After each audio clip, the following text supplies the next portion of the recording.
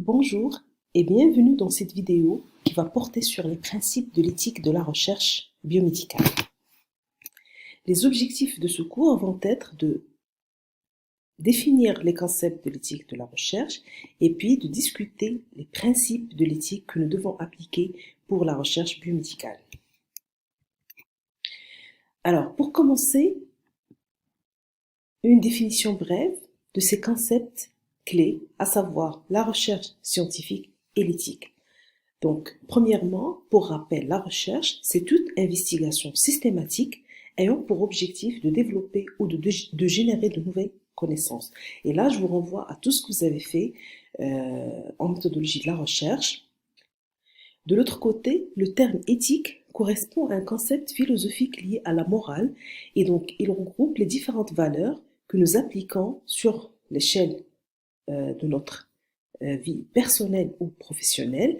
Et dans ce cas-là, je vous renvoie à l'éthique clinique que vous avez déjà vue et qui regroupe ces valeurs que tout médecin doit appliquer. Et aujourd'hui, nous allons parler de l'éthique comme elle est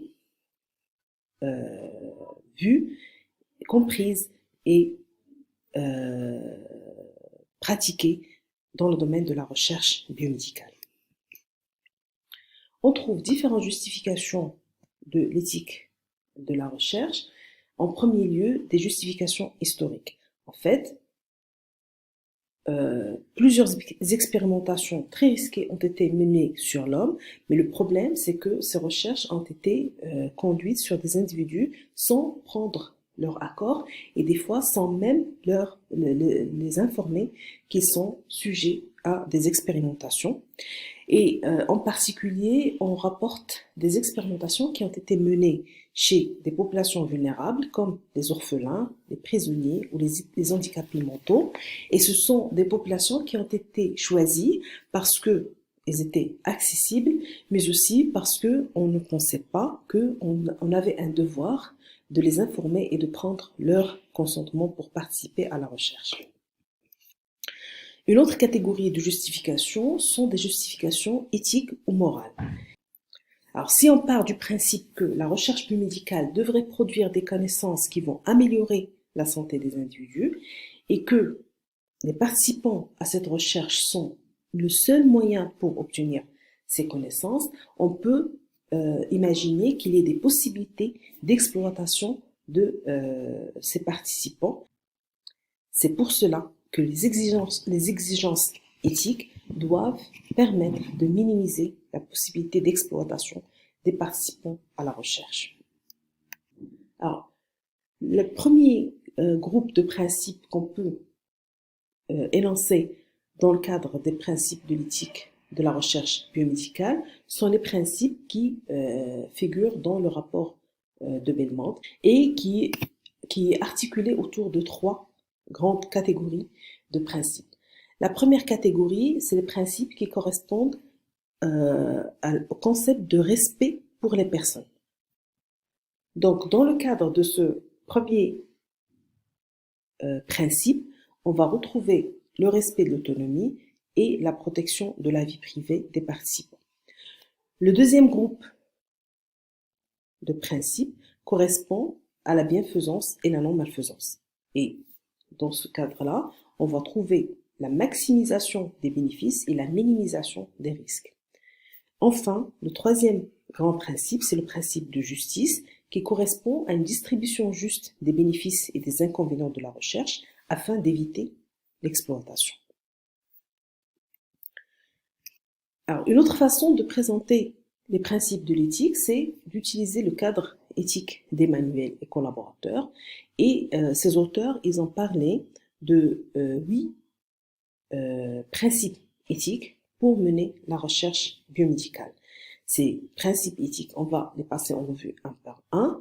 Donc, on va parler de la valeur sociale de la recherche, de la validité scientifique, de la sélection équitable des sujets, d'un rapport bénéfice-risque favorable, d'une évaluation indépendante de la recherche, par exemple par un comité d'éthique, du consentement éclairé, du respect des êtres humains et du partenariat et de la collaboration avec la communauté.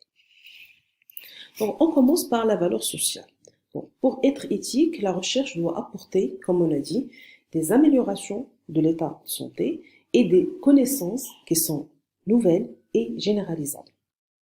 Donc, la logique derrière ce principe, c'est qu'il n'est pas éthique d'exposer les sujets à des risques ou à des contraintes ou à des inconvénients de la recherche lorsque on n'est pas sûr que cette recherche va apporter une valeur pour la société. En lien avec cette valeur sociale, on va passer à partenariat et la collaboration avec la communauté.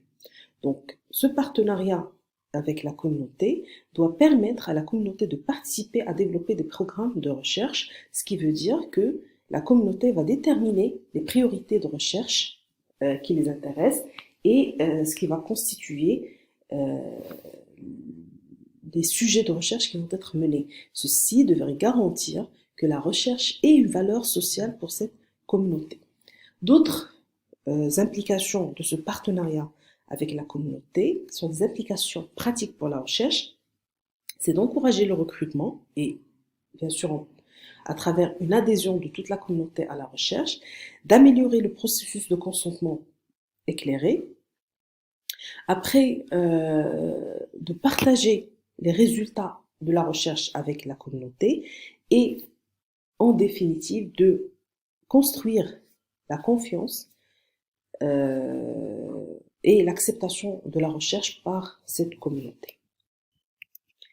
En ce qui concerne la validité scientifique,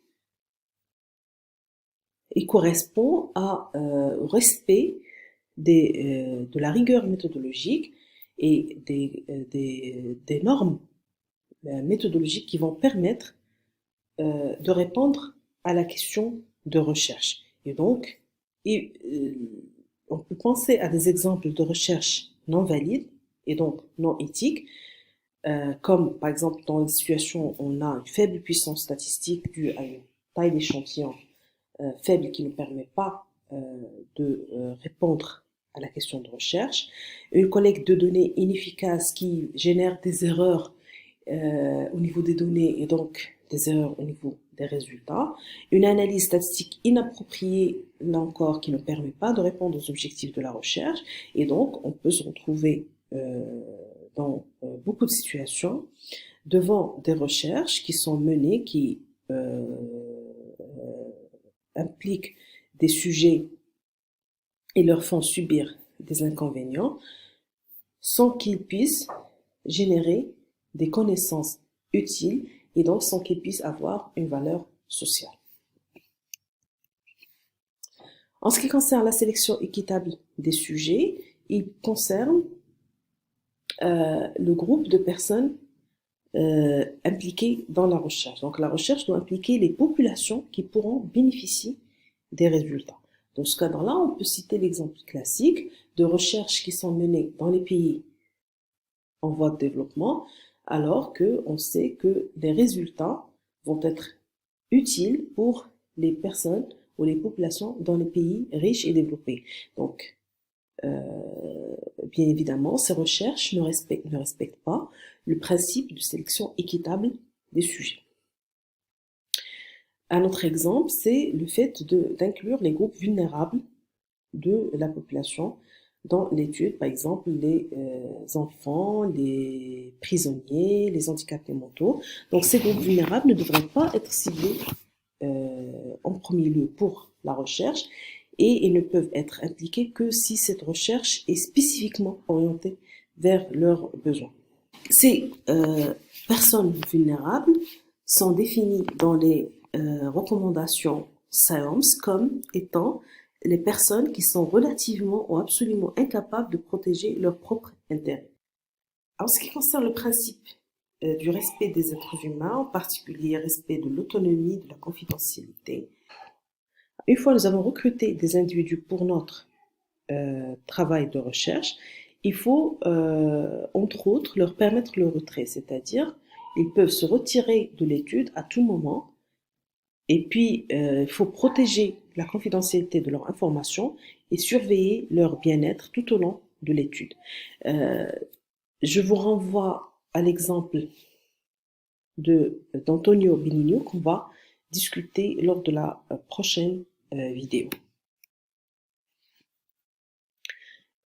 Le principe qui porte sur un rapport bénéfice-risque favorable implique que on va identifier les risques. Quels sont les risques liés à cette étude? On va voir est-ce que les risques liés à l'étude ont été minimisés. Une fois on a fait ça, on va examiner les avantages potentiels, les bénéfices potentiels, et voir s'ils sont optimisés. Et enfin, faire une analyse qui combine les deux. On va essayer de voir est-ce que les risques sont raisonnables par rapport aux bénéfices potentiels pour les participants et la société. Donc, quand on évalue les risques, il faut savoir qu'il y a différents types de risques et donc il faut poser la question devant chaque recherche, quels sont les types de risques? Donc, on peut avoir des risques physiques, par exemple, comme l'effet secondaire d'un médicament expérimental. Donc, il y a les risques physiques, c'est l'exemple des effets secondaires d'un traitement expérimental. Le risque psychologique peut être lié, par exemple, à un stress psychologique que la personne subit lorsqu'on lui administre, par exemple, un questionnaire. Le risque social peut être lié à une stigmatisation des individus qui participent à notre étude. Alors, par exemple, si nous faisons une étude sur l'infection à VIH, les participants à notre étude peuvent être stigmatisés lorsque leur statut sérologique est connu. Le risque peut être juridique, donc imaginons un chercheur qui mène une étude qui concerne la consommation de drogue et comme vous le savez, c'est illégal dans beaucoup de contextes et donc il peut y avoir un risque juridique si l'information est divulguée. Le risque peut être économique aussi. Par exemple, lorsqu'on demande aux participants à l'étude de se déplacer dans notre service, notre centre de recherche à ses propres frais et donc ça peut constituer un risque économique. Quand on demande par exemple à la personne de participer à la recherche mais qu'il ne va pas travailler ce jour-là, donc c'est aussi un risque économique. Quand on demande aux participants de faire des examens de laboratoire qui ne sont pas nécessaires pour ces personnes-là, mais qui sont utiles pour notre recherche, on les expose à un risque économique. Donc, devant chaque travail de recherche, il faut essayer d'identifier les différents types de risques. Alors, ça veut dire quoi un rapport risque-bénéfice favorable? Alors, si on met ici les risques, on a identifié les types de risques, les niveaux de risque, et de l'autre côté, on met les bénéfices, et dans les bénéfices, on a là encore identifié les bénéfices potentiels. Il faut noter que lorsqu'on parle des risques, on parle des risques pour les participants. Et quand on parle de bénéfices, on parle des bénéfices pour les participants et pour la société. Donc, bien évidemment, comme on a dit au début, les risques ils sont subis uniquement par les participants à l'étude, alors que les bénéfices, on peut espérer des bénéfices pour les participants et surtout pour la société, parce que on a dit dans la recherche, on cible à générer des connaissances utilisables pour la population plus large, pas uniquement pour les participants à cette étude. Donc, l'idée ici, c'est de pouvoir justifier que les bénéfices sont beaucoup plus importants par rapport aux risques.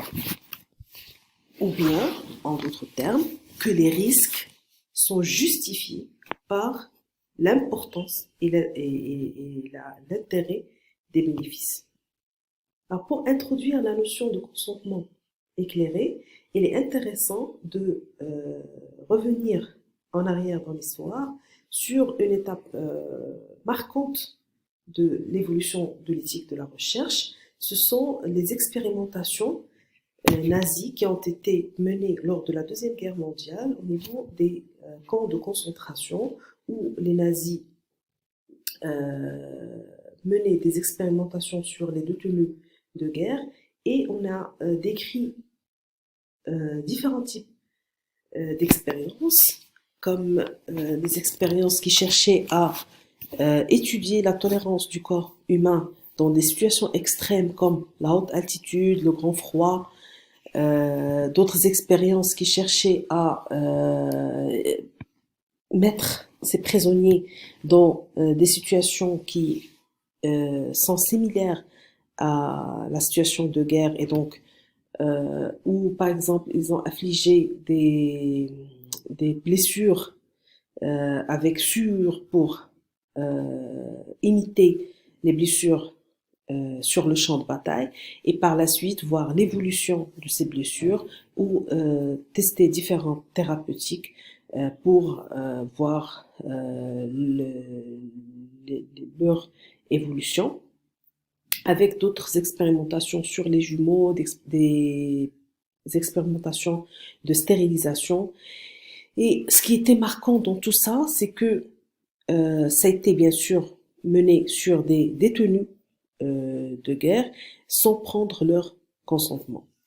Donc, à la suite de ces expérimentations et après la fin de la Deuxième Guerre mondiale, il y a eu un procès militaire international à Nuremberg et dans lequel plusieurs personnes, en particulier des médecins et des chercheurs, ont été accusés et condamnés de crimes de guerre pour ces expérimentations considérées non éthiques. En même temps, il y a eu la déclaration du Code de Nuremberg qui portait sur les principes de base à suivre pour satisfaire les exigences morales, éthiques et légales pour mener des recherches biomédicales. Et le premier principe sur lequel on a insisté, c'était le consentement libre des participants qui devenait primordial pour toute recherche biomédicale. Mais est-ce que il s'agit simplement d'avoir un document signé de la part du sujet pour parler du consentement éclairé? En fait, ce consentement éclairé, c'est quoi? C'est une autorisation donnée par le participant. Cette autorisation, elle doit être informée, c'est-à-dire basée sur une information précise et complète concernant l'étude. Il doit être valide, c'est-à-dire qu'il ne doit pas y avoir de coercition ou d'incitation excessive. Et enfin, il faut savoir que c'est un processus et n'est pas un événement isolé. C'est-à-dire, on a obtenu le consentement au début, ce n'est pas suffisant. Il faut s'assurer que la personne maintient son consentement tout au long de l'étude. C'est pourquoi nous avons parlé dans le cadre du principe du respect des personnes qu'il faut permettre le retrait. Ça veut dire quoi, ce concept de coercition et d'incitation excessive? Donc, la coercition, c'est comme le premier exemple. Une personne A menace une personne B avec une arme à feu et lui demande de lui donner son argent. Dans ce cas-là, clairement, lorsque la personne B ici donne son argent, il n'a pas du tout le choix. Donc, de la même façon, on imagine cette situation en recherche biomédicale lorsque le professionnel de santé limite les choix du participant qui va penser qu'il n'a pas d'autre choix que de participer à cette recherche. Et donc, en fait, la personne se trouve dans une situation qu'on appelle de limitation de choix ou d'alternative. En ce qui concerne l'incitation excessive, c'est lorsque, par exemple, on propose une rémunération financière au sujet pour sa participation à la recherche. Cette incitation excessive peut être d'une autre forme lorsque, par exemple, on propose à une personne qui n'a pas accès à des services de soins, par exemple n'a pas d'assurance maladie, on lui propose de participer à la recherche et à partir de cette participation, il va avoir accès à des services de santé auxquels il n'aurait pas accès autrement. Alors, de manière schématique, comment comprendre le consentement valide? Donc, un consentement valide va comporter, premièrement, une information claire donnée aux participants, puis un processus de prise de décision. Ce même processus de prise de décision est basé sur une compréhension de la part du participant de l'information qui lui a été donnée. Après, un raisonnement en utilisant cette information, mais aussi son expérience, ses préférences personnelles, ses convictions, et une expression du choix basée sur tout cela. Le dernier élément, c'est le volontariat, ce qui veut dire que cette prise de décision est libre, et c'est ce qu'on vient d'expliquer, c'est-à-dire qu'il n'a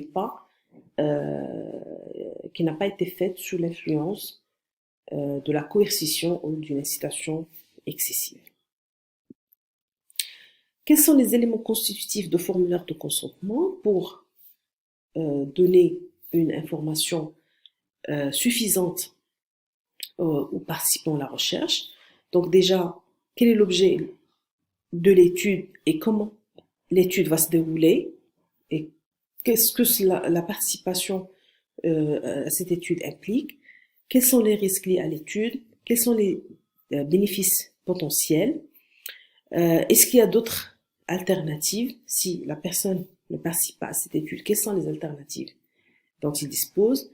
La confidentialité des données et les garanties pour la respecter. La compensation en cas de lésion, par exemple s'il y a une assurance pour couvrir les dommages liés à l'étude qui peuvent être type effet secondaire d'un traitement ou d'une procédure effectuée dans le cadre de la recherche. Personne à contacter en cas de besoin.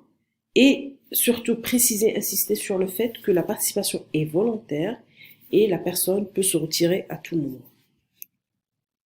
Alors, nous avons parlé de l'évaluation indépendante des protocoles de recherche par les comités d'éthique. Donc, ces comités d'éthique, ils ont pour objectif de contribuer à sauvegarder la dignité, les droits, la sécurité et le bien-être des participants à la recherche. Ce sont des structures indépendantes qui vont protéger les droits et le bien-être des sujets humains se prêtant à la recherche. Et comment ils vont faire ça? À travers l'évaluation des protocoles de recherche. Donc bien sûr, il y a pas mal de recommandations pour les comités d'éthique, et en fait qui se basent sur les principes que nous venons de passer en revue et qui vont donner un avis aux chercheurs pour essayer de les aider à bien planifier leur recherche dans le respect des principes de l'éthique de la recherche. Donc, je vous remercie pour votre attention et je vous invite à continuer avec la vidéo suivante pour certains éléments de réflexion, de discussion de ces principes.